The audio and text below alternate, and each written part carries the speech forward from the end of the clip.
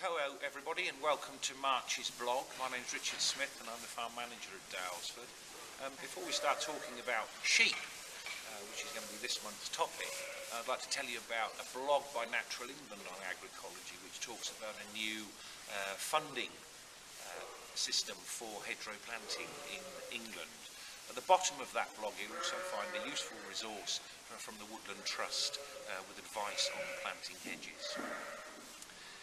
This month we're of course starting to lamb. The majority of our sheep lamb in April, but we have about 250 pedigree ewes which we lamb a month earlier, so we're well into lambing now with those pedigrees. Our chosen breed of commercial ewe is the Lleyn.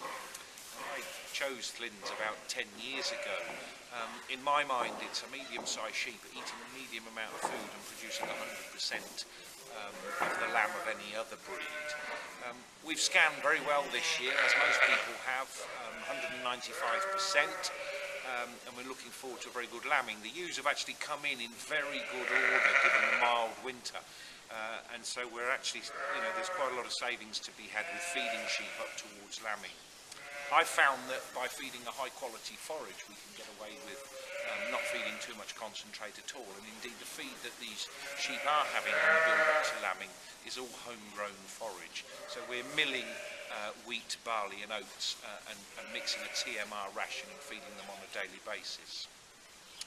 The Lleyn has been hugely advantageous to us in our organic system as we've been able to close the flock. So we're actually replacing about 20% of the flock every year. We lamb 1,500 ewes.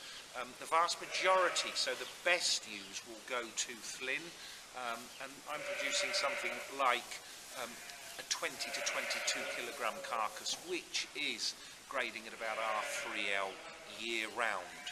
What I've found them really useful at is producing an early lamb early summer from the singles, and then I can go right through to a 16-month-old hogget and still maintain that 22 kilogram carcass. And there really isn't a lot of difference between that spring lamb and the hogget, so it's worked very well. Another percentage of the ewes we cross with a Ryland ram. Now that wouldn't be the first choice for a lot of people, but I've found that it produces a fantastic fat lamb. The eating quality is tremendous, and they will easily grade U3Ls. Very sustainable, very good quality for our business, and I would thoroughly recommend that anybody tries them. From my point of view, they've been a fantastic addition to the farm.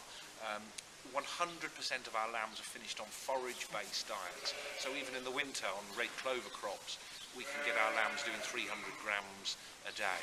In fact, I'm having to manage them and store them to sort of hold them back and feed them into the business as we need them. Incidentally, shortly on the Agricology website there's an interesting report that's just been published by Newcastle University that talks about the meat and dairy nutritional benefits of organic